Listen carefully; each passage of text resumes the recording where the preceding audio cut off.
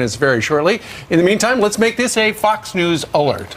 All right, so the president is touting the House Intel Committee findings as it wraps up its Russia investigation, saying that they found no evidence or conspiracy, that there were Russian cyber attacks on U.S. political institutions, and they said that there was a lackluster pre-election response to Russia from the Obama administration, and they found a pattern of Russian attacks on America's European allies. All right. So the president himself tweeted out in all caps, which it's the first time I can remember him doing that. It said, the House Intel Committee has, after a 14-month-long in-depth investigation, found no evidence of collusion or coordination between the Trump campaign and Russia to influence the 2016 presidential election. Keep in mind, they talked to over 50 witnesses. They apparently scanned hundreds of thousands of documents, and they simply could not find collusion. Were mistakes made? Did they have bad judgment? Yes and yes. But was there collusion? No. Yeah, and they wouldn't even say that the Russians were pulling for Donald Trump. They just said they existed, they meddled, it happened, but we should now focus on stopping the next time because they're going to try to do it again. Mike Conaway, who took over for Devin Nunes, said this. We've looked at some 300,000 documents, 73 interviews that we've done across the course of this thing, trying to answer the 4 questions that were originally set out for a committee to answer. Yes, the Russians tried to interfere with our election process. Yes, they had cyber attacks, active measures going on. We could find no evidence of collusion between either campaign and the Russians. And we also have some recommendations, we'll have recommendations that speak to what we do with elections going forward, how important it is for Americans to be on guard on a process that's sacred to our democracy, our representative republic, quite frankly, and that is the electing of leadership across this country. Said that Hillary did not collude. He said that President Trump did not collude. How that's one part of the investigation, as you were saying earlier, Brian, but there are 3 other parts. They still need to investigate the unmasking or continue that investigation, the FISA abuse, and the dirty dossier. Right. So they're going to release 100 recommendations. One of them will be that going forward, the FEC will require more detailed explanations of how money is spent so that you can't hide behind a lawyer's bill. Remember, the dirty dossier was paid for by the Hillary campaign and the DNC, and all that was listed on the official stuff was lawyer bill. Democrats aren't buying it. They said this was the finding of the House Intelligence Committee, only the Republicans. They went on to say that they don't even know what's in the final document. In fact, the Democrats today will get a 150-page report. The Democrats will review the report and put it through the declassification process, so then we'll all get to see it. Devin Nunes will be on at 8:20. Remember, he was removed temporarily as they reviewed him for an ethics violation. He was exonerated, but Conaway kept the job. Well, they've had 14 months to present evidence to the Democrats who are upset about this, including Adam Schiff. They had 14 months to show all of us evidence. We haven't seen any evidence. There's been 0 evidence of collusion so far. So far, let's see what the networks did on this coverage. So there was big news. After all, it's been 14 months. When it came to the networks, well, let's take a look at ABC and NBC.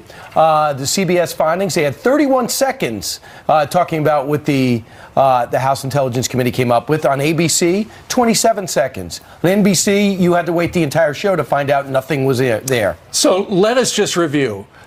How many times have you tuned in to one of the big nightly newscasts and they've talked about Russia, Russia, Russia? Trump was in bed with the Russians about this and that. Many, many times. And yet, when the news breaks that the Republicans on the House Intel Committee have found there was no collusion, less than 1 minute on the big 3, which is extraordinary.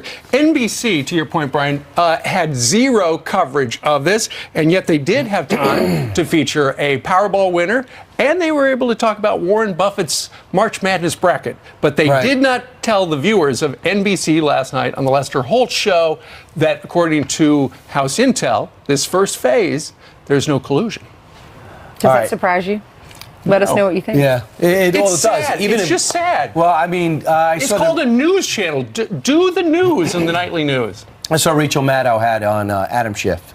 and had him on for a half hour just saying how politicized the whole thing is. And now the Republicans left this whole thing unanswered. But he says if he does get the majority and he is chairman, he's not certain to open it up until we find out what the Senate comes up with. And the Senate is about in 2 weeks going to release their preliminary findings. But her show is an opinion show. And I get that. We love opinion shows. We have a lot of opinions on this show. But the nightly news should have the news. And for NBC not to spend 1 second on it, maybe the prompter I'm was shocked. Down. Maybe the prompter was down. Okay, and you're right. Skipped over it. Why didn't they think of that? All right, so the president was talking about tax reform. Many of y'all have, said, let's not focus so much on these investigations. Let's focus on what the president is doing and how he's putting money back in your pocketbooks.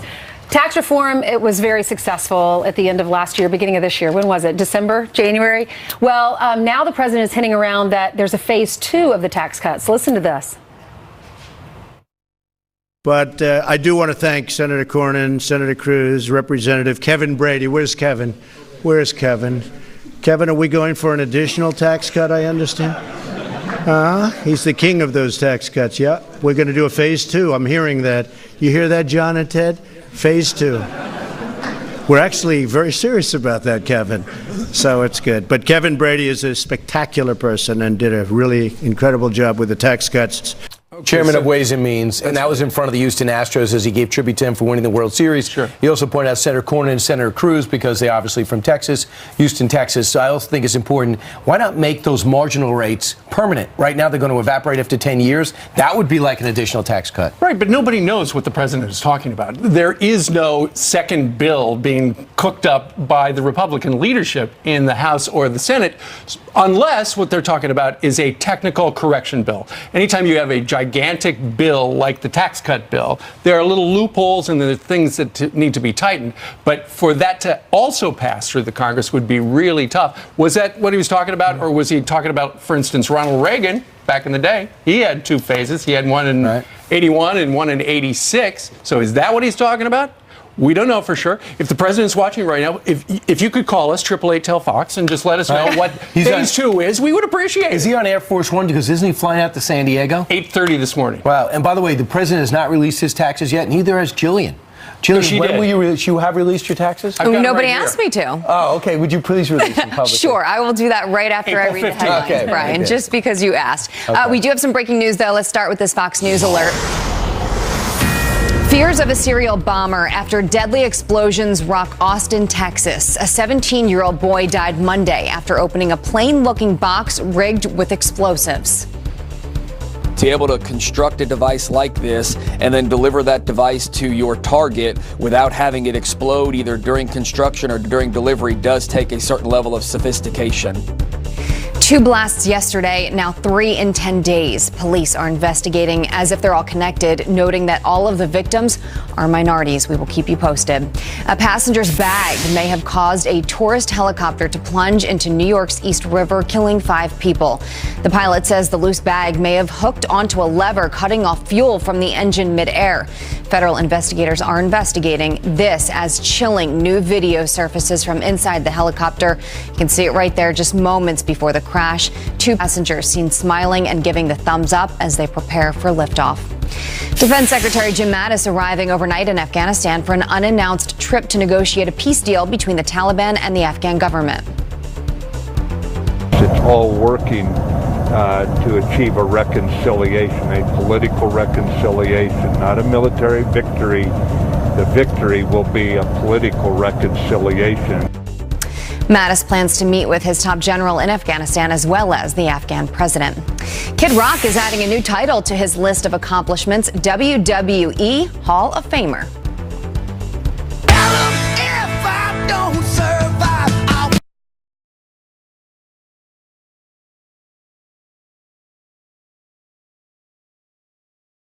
WWE Hall of Fame celebrity wing during WrestleMania week in New Orleans next month. WWE has frequently used Kid Rock's music as theme songs for its events and wrestler entrances.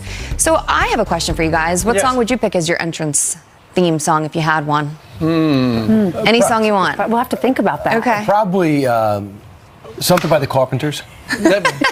Rainy days and Mondays always get you down. Right, yeah, sometimes, yeah. Jillian, what was yours? I don't know. I ask questions, don't have answers to. Right.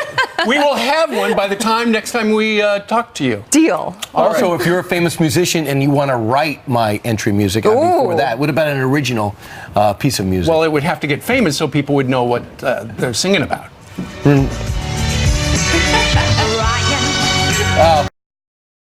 Yeah, thank you.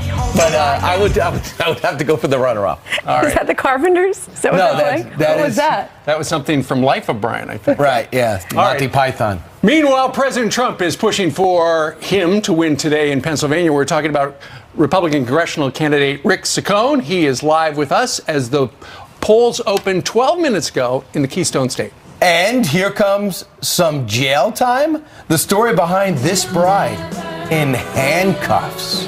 What a reception. Not a joke. What a reception.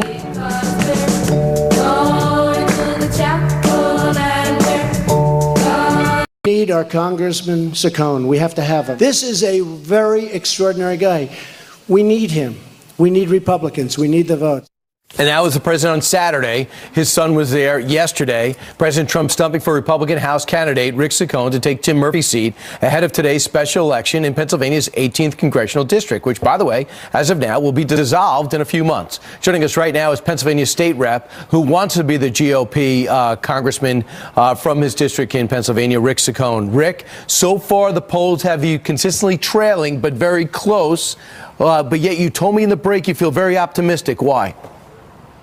Well, I've always been the underdog in every race I've ever ran. This is my 5th election.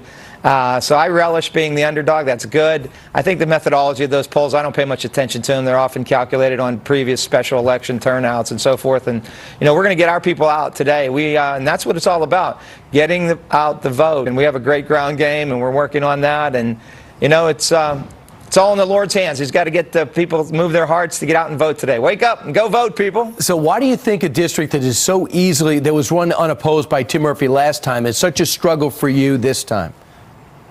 Well, it's an open seat. And, you know, as you study politics, and I'm a political scientist, you know, there's a lot more interest, a lot of national interest. Whenever it's an open seat, it's hard to beat an incumbent. So, you know, it's natural that the Dems would try to pour everything into it to take a seat. What is it like? What was it like over the weekend with the President of the United States with that 4,000-person rally? What was your interaction like? It was like 6,000 or 7,000 people, and they had to turn people away. It was amazing. It was electric in there. If you haven't actually been to a rally, it's not like watching on television. There's an electricity there. The president is such a great speaker. He works the audience. He commands the audience. Everybody leaves there with a smile on their face. Right. He's such a great man. I have ultimate respect for him. So it's very interesting. You have an opponent that's a rarity. He seems to be a moderate Democrat. Sounds almost like a Republican in Connor Lamb, a 33-year-old former prosecutor Marine. What do you say about the people who say, well, he's really running like a Republican, he'll be a moderate, I can handle that?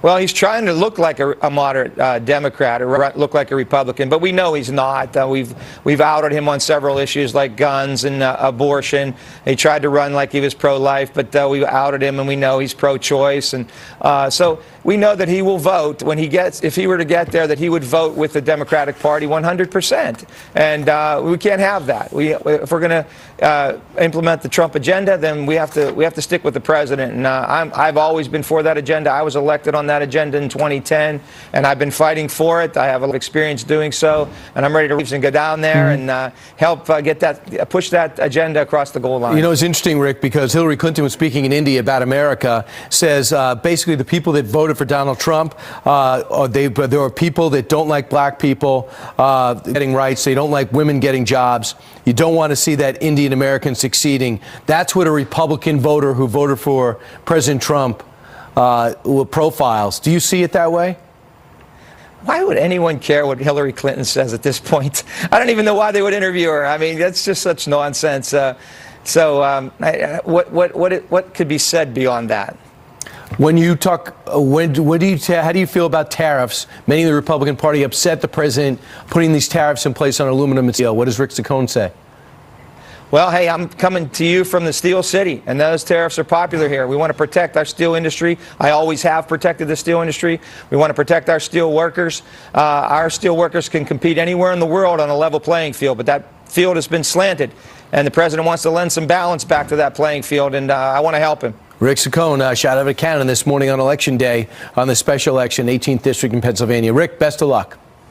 Thank you very much. All right. And by the way, we asked Conor Lamb to come on. He declined for some reason. Meanwhile, coming up next, Donald Trump Jr., who spent his whole day yesterday, Monday, with that man, Rick Saccone. What does he think? He's with Ainsley now. Hope they're getting along. They've always fighting every time they're together.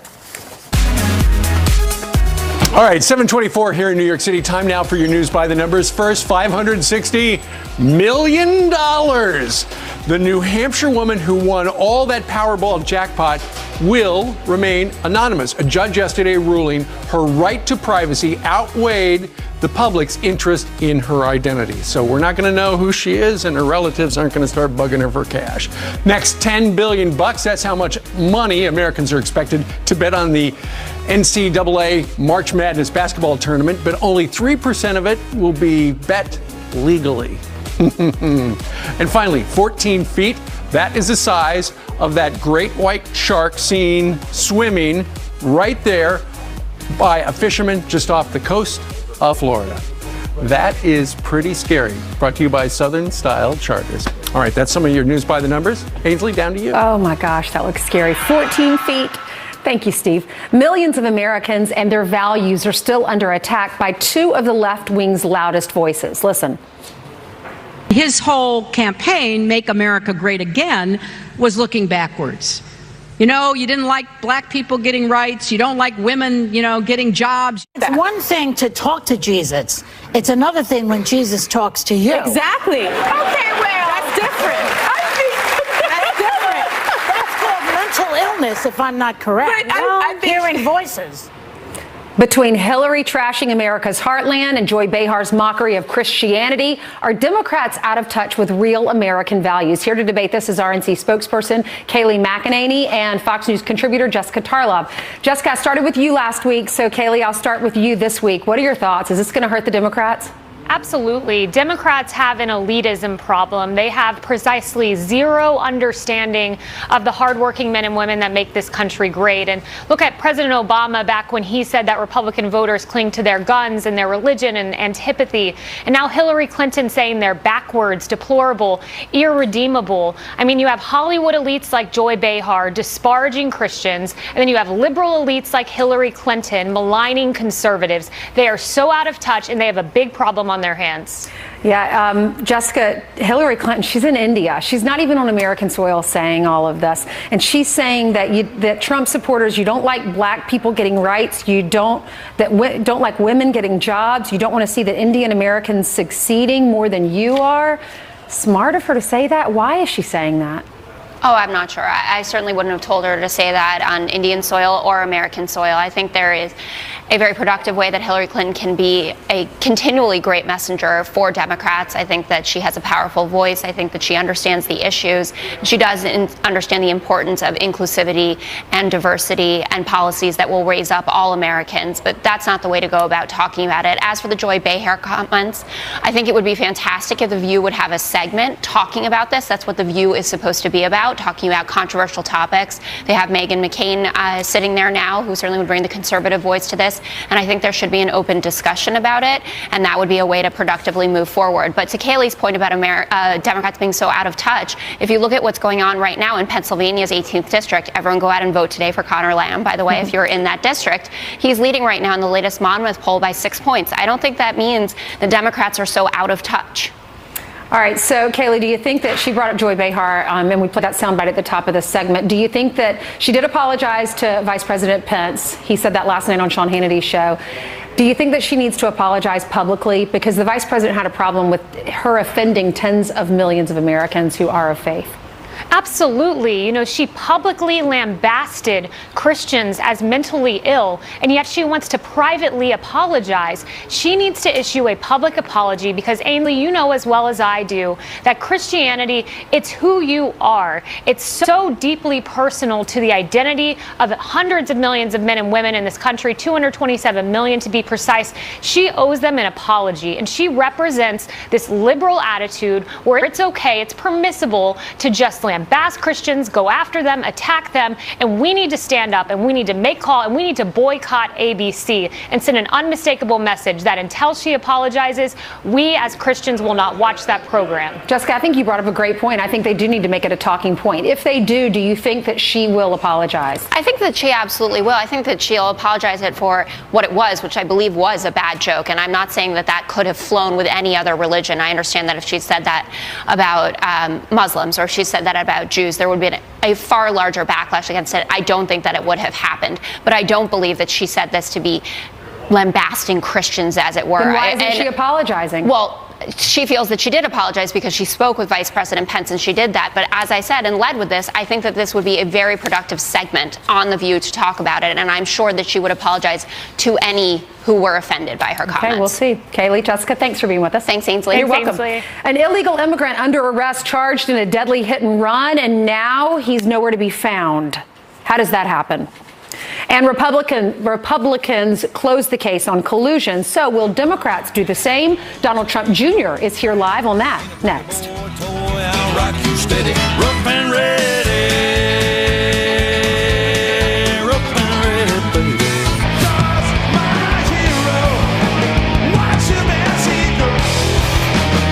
This is your shot of the morning. It's Houston Strong. President Trump honoring the Cajun Navy at the White House for their heroic efforts during Hurricane Harvey.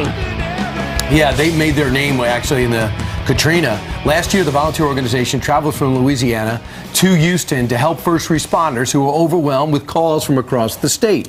The group was at the White House yesterday, along with the Houston Astros, as they celebrated the Houston win. Also in attendance, we understand, Mattress Mac, who donated all those mattresses from his store. Joining us right now is Donald Trump Jr., Executive Vice President of the Trump Organization, and, of course, he is the son of the president. Good morning to you. Good morning, guys. How are you? So when you heard the news that the Republicans on the House Intel Committee had wrapped things up and found zero collusion, you said? I'm not surprised. I've known this all along, right? I mean, this is something that we've dealt with for 2 years.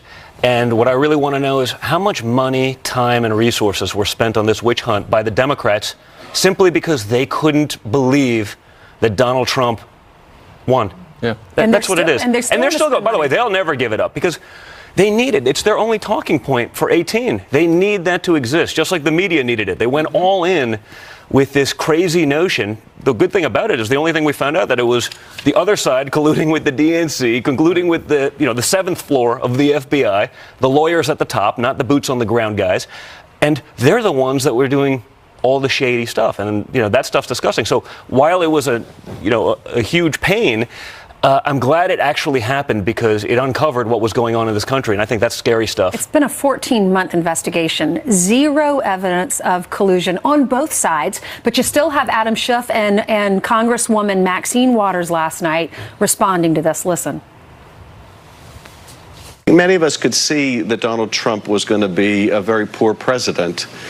What we couldn't see is how many people would be complicit in that, how many people would be willing to resign their obligations under the Constitution and our system of checks and balances in the service of that deeply flawed president. Who would believe Nunes was working in a credible way to find out what took place? As a matter of fact, he was simply a messenger boy for the president, running up in the middle of the night, trying to prove that Obama, for example, had wiretapped the president. And so they can conclude whatever they want to. They weren't doing anything to begin with. It was not a credible investigation. So, Don, you mentioned before, while Ainsley was doing her interview, She's going to get a tape at the end. He'll review it. Well, you just mentioned before, like, this does not surprise you that Democrats are upset by the final. But in the Senate, you were encouraged that you would be talking to senators, and you didn't even know where they, their staff, what party they were in. Right. Should we look forward to that being less partisan? Well, I think it's at Senate Intel I was impressed. You walk out of a room after, what was it, almost 10 hours of interviewing, and you didn't know who was on whose side. Meaning those guys actually seemed like they were trying to get for facts. When I look at House Intel, when I look at these other groups, it was literally looking for a soundbite. When you go in voluntarily, you go in under the auspices of confidentiality, you get out at 7:30 at night again after a 10-hour day.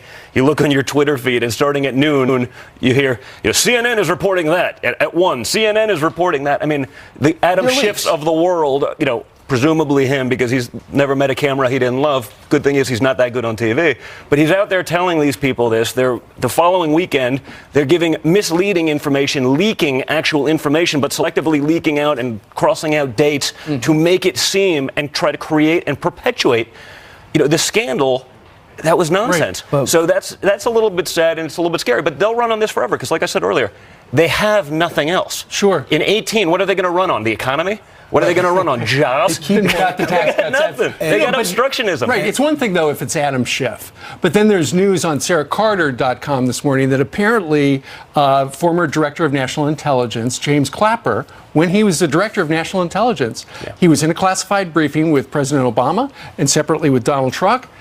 They were both classified meetings. And he reportedly, according to Sarah Carter, and her government sources, he then leaked to CNN. This is the guy who knows all the secrets in America, leaking to CNN. It doesn't surprise me at all. The real problem is the double standard in how those things are prosecuted. If the Democrats do it, it's okay. It's not a big deal.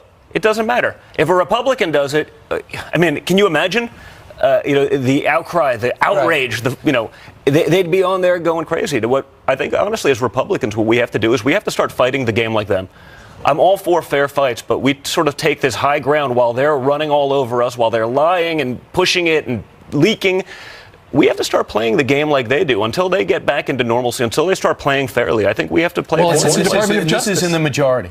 Can you imagine if you were in the minority? Correct. That's the point. All they want is to be obstructionists. But Don, everyone keeps pointing to that meeting that you had. Do you wish you told people about it straight up, and it would have eliminated a lot of the mystery? Honestly, I took a 20-minute meeting that it was the biggest waste of time of my life. I didn't even think about it. I wouldn't have even remembered the meeting is the real problem. When you're on a campaign trail like that, you guys there's so much going on, so much. I didn't even think about it. By the way, and they talk about me not, disclosing. I'm not in government. I have no obligation to disclose. I didn't even think about it. So, to me, it wouldn't even have occurred to do that. So, yes, I did this. But the other side, when they're paying, and this is all verified at this point, they're paying foreign operatives for information from Russia. That's okay. That's different. I took a meeting from someone that we had done business with years before. Yeah, good point. I said, okay, fine, I'll listen to you. I'll listen. I thought that was pretty much covered under the First Amendment. So I listened. Meanwhile, they're out there actively paying and soliciting. Adam Schiff gets pranked by 2 shock jocks from the Ukraine.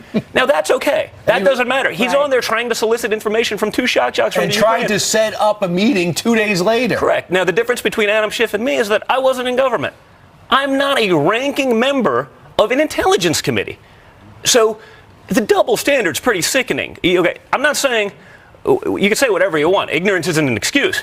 But if you're the ranking member of an intelligence committee and you're doing all those things, meanwhile you're going after a private citizen who was working on a campaign who had no position in government and no power, which one of those is different? Yeah. Which one of those could actually influence real power?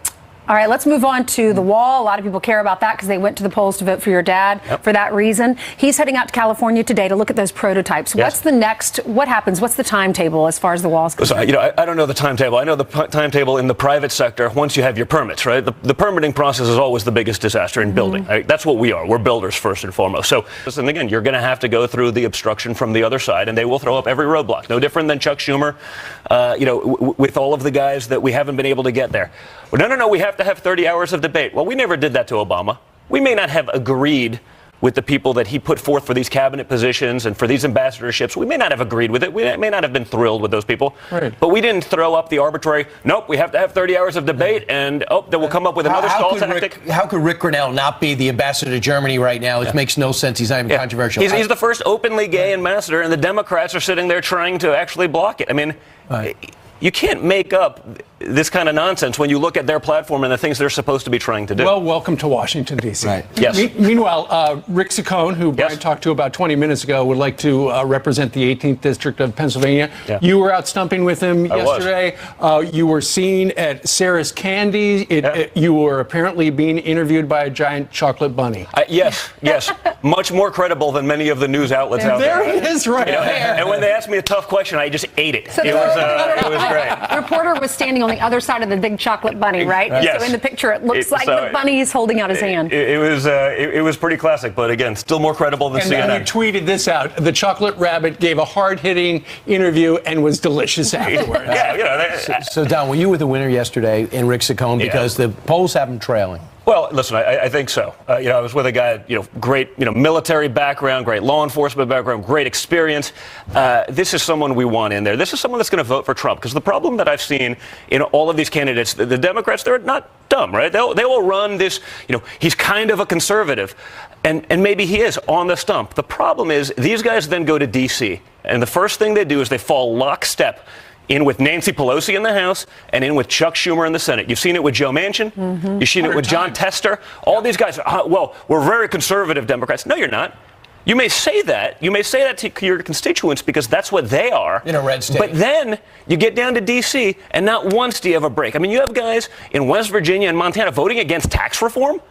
Come on, guys, you can't sell that nonsense. And so that's going to be no different. You think the young 33-year-old guy in Pennsylvania is going to get down to D.C. and he's going to be the rebel that stands up to Chuck Schumer and to Nancy Pelosi? No way. Joe Manchin, who's been there for years, he's sitting next to Chuck Schumer during the State of the Union. My father's talking about all-time low unemployment, all-time minority low unemployment. You see him, he wants to stand up and start clapping. Chuck gives him the death look and he sits down like a puppy. Okay, these guys aren't control. The one thing the Democrats do well is they toe the line. They follow that platform. And the problem is the guys that are the leaders, the Chuck and Nancy's of the world, are the extreme left of the party. That's no good. So I don't think the people of Pennsylvania 18 should buy that. They shouldn't fall for that trick because we've seen it time and time again. They got to get out and vote. And that's the biggest thing. We have to mobilize our base. The Trump voters have to get out and vote. They have to stay engaged. They just can't be fat and happy because we're winning. They have to stay in the game. Just because DJT's on the ticket doesn't mean everything that he's accomplished isn't also on the ticket. My sense you're going to be on a ticket someday if you want to give up this business thing you're in. I'm telling you. Hate to see Don't say it, Brian. I'm telling you. Don't say it. Right. But it is fun. Like you're a natural. Thank you, sir. Thank you, guys. All right.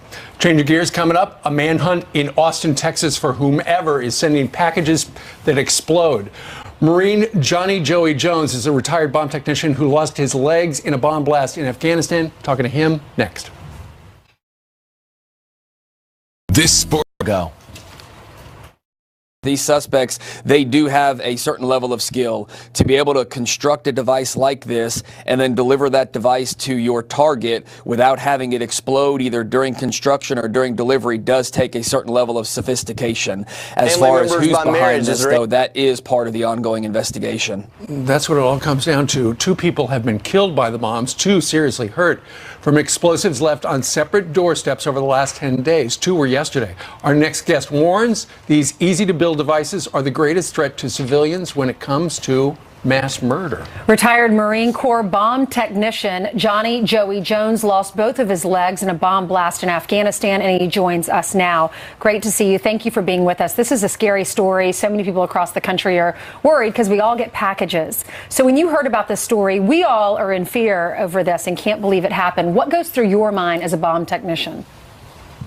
Well, as a bomb technician, the first thought through my mind is how was this made? And are there any components in the post-blast analysis that allow us to track the person purchasing them? For example, there are small project boxes and circuit boards and certain components that aren't used for a whole lot of things. They're used in science classes and things like that that could delay arming the device and things like that. My assumption is it's a pretty simple device, probably some sort of pull to close switch, we call it, which could be 2 pieces of metal that when you open the box, they finally touch and set it off. The way the bomber is able to place it and then walk away before it's armed or before it can explode, that could be as simple as a washing machine timer or an egg timer, something mechanical.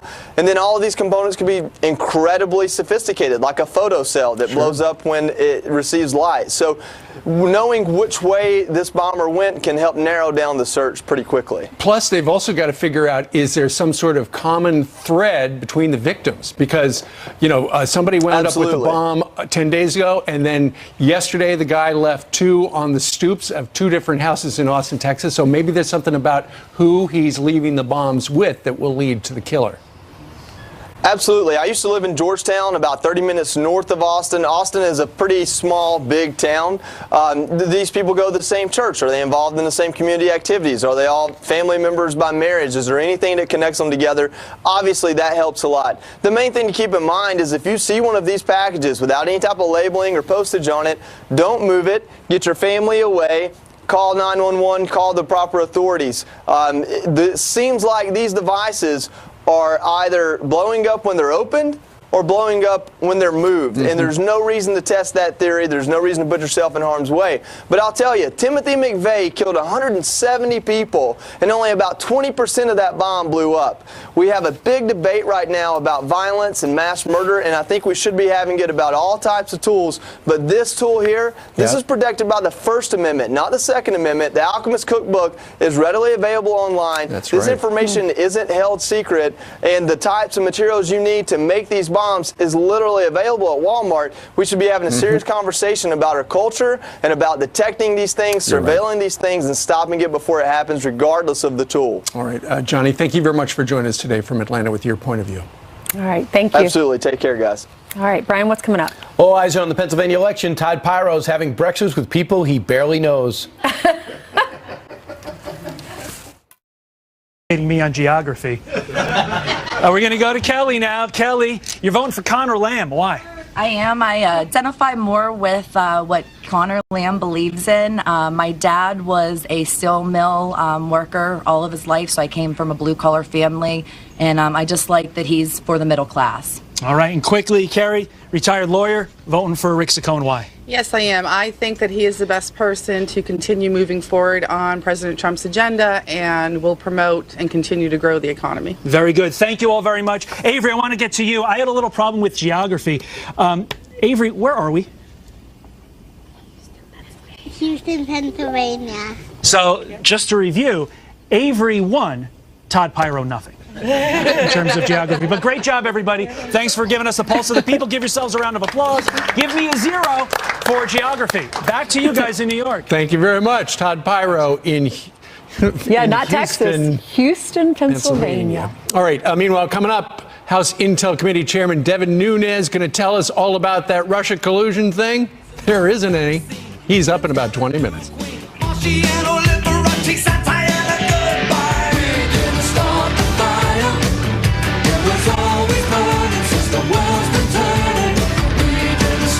Me on geography. We're going to go to Kelly now. Kelly, you're voting for Conor Lamb. Why? I am. I identify more with what Conor Lamb believes in. My dad was a steel mill worker all of his life, so I came from a blue-collar family, and I just like that he's for the middle class. All right, and quickly, Kerry, retired lawyer, voting for Rick Saccone. Why? Yes, I am. I think that he is the best person to continue moving forward on President Trump's agenda and will promote and continue to grow the economy. Very good. Thank you all very much. Avery, I want to get to you. I had a little problem with geography. Avery, where are we? Houston, Pennsylvania. So, just to review, Avery won, Todd Pyro nothing. In terms of geography. But great job, everybody. Thanks for giving us a pulse of the people. Give yourselves a round of applause. Give me a 0 for geography. Back to you guys in New York. Thank you very much. Todd Pyro in not Texas. Houston, Pennsylvania. All right. Meanwhile, coming up, House Intel Committee Chairman Devin Nunes going to tell us all about that Russia collusion thing. There isn't any. He's up in about 20 minutes.